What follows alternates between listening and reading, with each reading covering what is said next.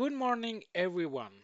Now it's time for us to go through every processing models from EEGpal to prepare your data for statistical analysis.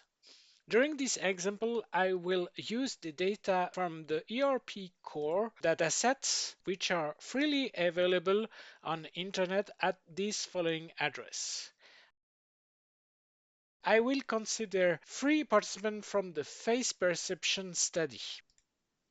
Before to start, the first step will be to specify the special coordinate for every electrodes. We are going to use the electrode settings to perform that. In this Windows, we can load an electrode settings file to define it. To do so, we can click on the electrode setting file button. You can select several file formats like .els, xyz, or loc. You will be automatically sent to the resource folder inside of EEGpal, which already contains the configuration for the BioSemi 64 electrodes, as well as the BrainVision 64, which is frequently used in our lab. If you need to create your own coordinate files, I advise you to look at one of those examples or to look on the internet to find tutorial. I can quickly give you example of coordinate files. For example, here it's the XYZ coordinate file, which usually contains coordinate in Cartesian mode. So the file is constituted by a first header line with the number of electrodes and the radius of the head. Then there is 4 columns divided by tabulation character with the coordinate in X, Y, Z, as well as the electrode name. In the case of a log file, which usually used when you save in polar coordinates, so you got 4 columns also divided by tab, with the first column with the channel number, then the second column is the theta, the third is the radius, and the fourth one is the channel name. When you create your own coordinate file, I advise you to check the orientation. The simplest way is when you use ICA, that we will see later on, check that the vertical eye blink compound is frontal. So you see in this example, it's wrong. And to correct the coordinate file, I had to invert the X and Y, Z column. It seemed to be a bit complex, but just do it once and you will be ready for all your datasets. Now I select the coordinate file that I have prepared for this tutorial. And you see in the table, so we have the several columns with the channel number, the name of the channel, the XYZ coordinate in Cartesian, as well as the theta and the radius of polar coordinates. You see that EEGpal has detected 33 electrodes and my coordinate file contains only 30. You can add manually the 3 missing electrodes if you want, which correspond to the electroocculogram. If you want to process those data, you can tick it in the last column. But in my case, I want to remove those channels because I'm not interested, so I untick it and I press on Done. And my coordinates are defined. Now let's start with the processing. During the recording, it can occur that some channel record the same signal. It occurs when several electrodes are directly connected due to a gel linkage. See this example where there is 3 electrodes which are connected and those 3 channels record exactly the same signal through time.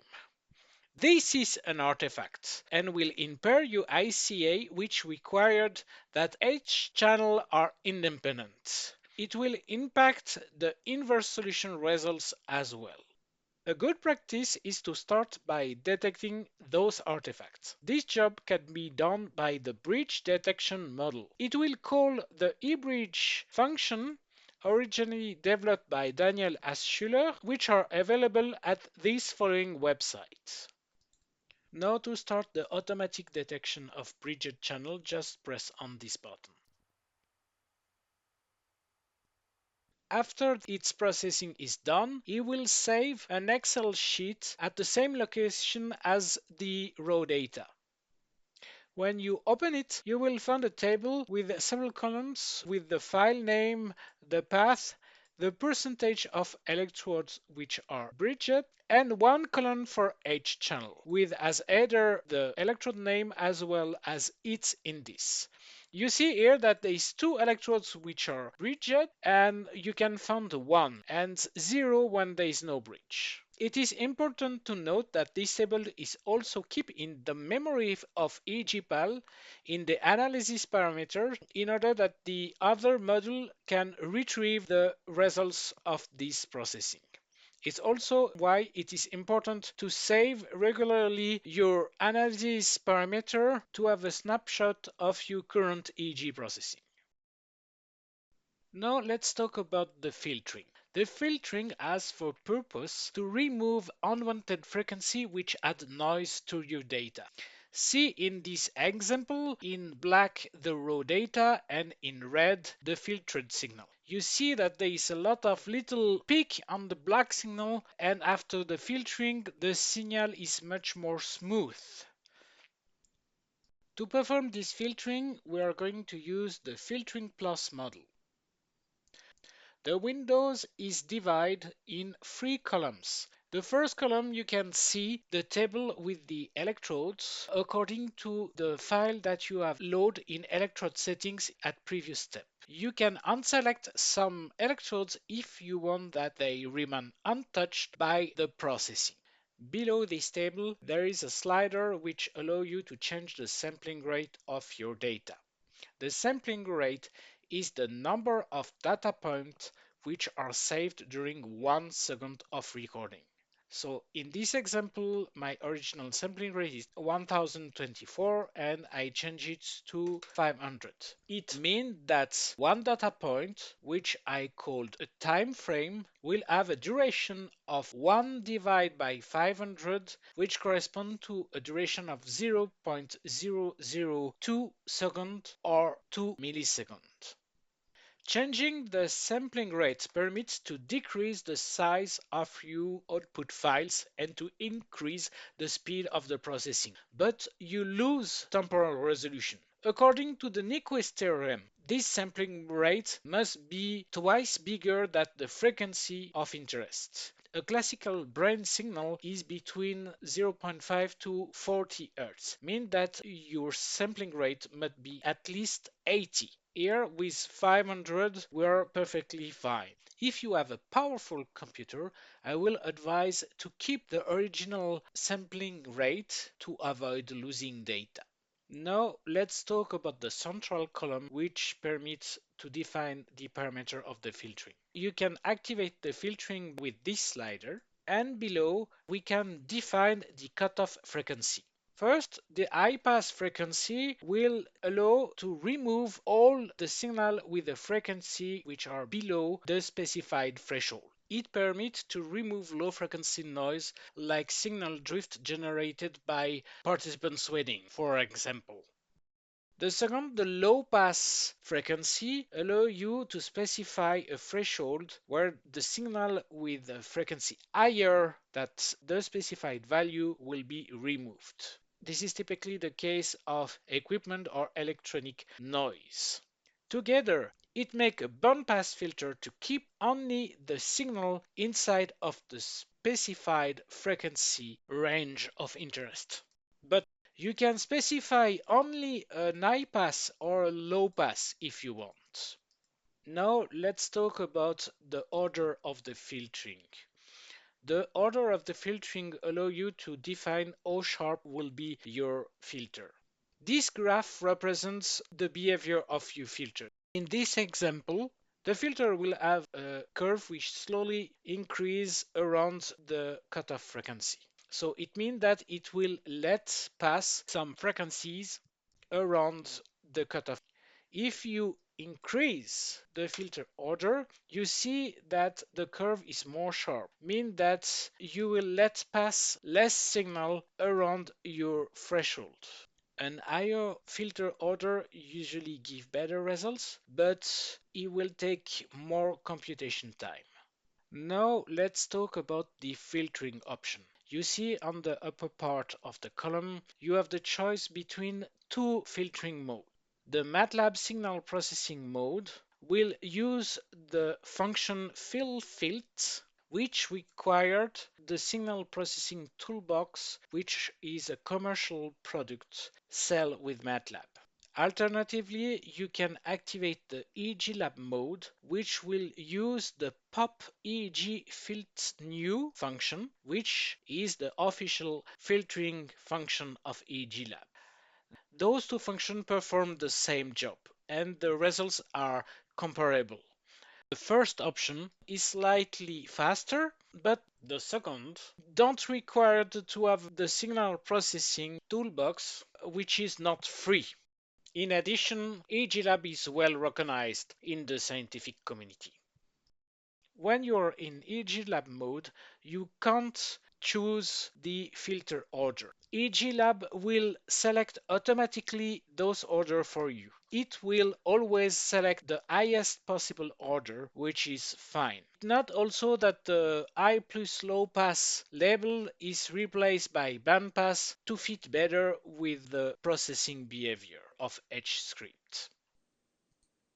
Now it's time to manage the most common noise in electrophysiologic signal, the power line noise. The electricity in our building is transmitted by an alternative current at 50 Hz or 60 Hz for USA, which generate a characteristic noise at this specific frequency.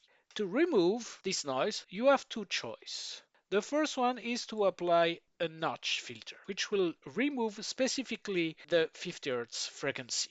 It uses again the fillFit function, which required the signal processing toolbox. The alternative is to use the clean line plugin from EEGlab. It removes not only the 50 Hz, but also the harmonic frequency like 100, 150, or 200 Hz. The result is cleaner than a simple notch, but it takes much more time to process. If you are confident enough, you can go in all options to change the parameter of this cleaning. The default options are good, but if you want to change it, please read carefully the help that you can display with this button. To note that when you're in EEGlab mode, you can select only the clean line. The simple notch filter is not available because it requires the signal processing toolbox. Now, the third column of the filtering toolbox is dedicated to the clean rawdata plugin from EEGlab. This plugin permits to automatically detect and sometimes correct artifacts on a continuous data. There is four models of artifact detection. The first one is remove channel drift, which is useless if you have already applied an high pass filter. It basically performs exactly the same job. The second option is flag bad channel, which permits to mark the channel that he automatically considers as bad. You will be able to consult its suggestion in the interpolation module later on. Now it don't modify the signal. We decide to work in this way because its detection is very conservative and a double check by human eyes is always a good idea. The third model is the artifact subspace reconstruction, or called ASR, which is a powerful algorithm to correct the burst artifacts like movement. It uses a principal component analysis, or PCA, to detect the bursts, to remove them and reconstruct the signal based on a cleaner part of the signal. This is a very popular tool in clinical study to compensate movement of patients. If we look at an example here, in black the signal before and in red after the ASR correction. So you can see its impact on the movement artifact. The last model permits to automatically detect bad epoch and remove it. We advise to not use it here because we will use it in the epoching model later on. In all options, you have access to all the parameters for each of those models. The default values are again good, but if you feel the urge to change the parameter, please read in detail the help that you can display with this button. The final section permits to define the output. So first of all, you can choose on which file format you want to save. You select the outputs folder where you are going to save your data. And you can change the suffix which will be added to the file name to recognize the output. You are now ready to start the processing by pressing on the Run button and proceed. If you have any further questions, don't forget that you have a help manual when you press on this button. So when the processing is done, you can close the model by saving the parameter you defined by pressing on Save Memory button, which will be useful for the batch mode that we will see in a later video, or press on the Cancel button to close the windows without saving the parameter. You can see in the data table that it has automatically updated the selection with the file it just generated with the filtering. We will see the following processing step in the next video.